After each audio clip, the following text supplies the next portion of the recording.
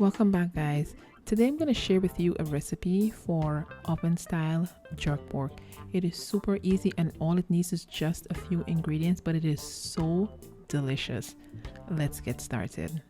And I'm using bone in from the shoulder that's been sliced to create these steaks. And I have washed it and I'm going to season it with jerk seasoning, salt, brown sugar, Worcestershire sauce. I'm also going to add some chunks of sliced ginger and I'm going to add fresh thyme. And I'm going to mix this together to make sure everything is nicely coated.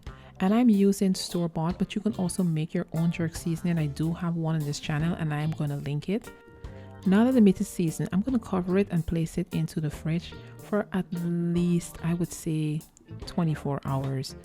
Once that's sit in the fridge for that time, I'm going to place it into my baking dish and I'm just putting it all in there together, juices and everything, so that we get all of that seasoning.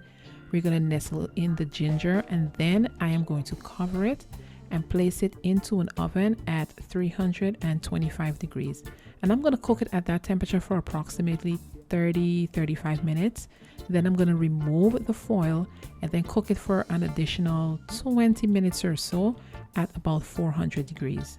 Doing it this way makes it nice and juicy, and then at the end it gets that nice golden brown color and it is so good. I'm just going to remove this from the gravy. I'm not even going to use the gravy and just chop it up into pieces.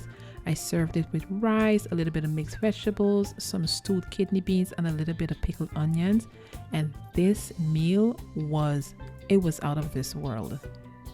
Thank you guys for joining me again. If you've enjoyed this quick little recipe, please give me a thumbs up and I will see you guys next time.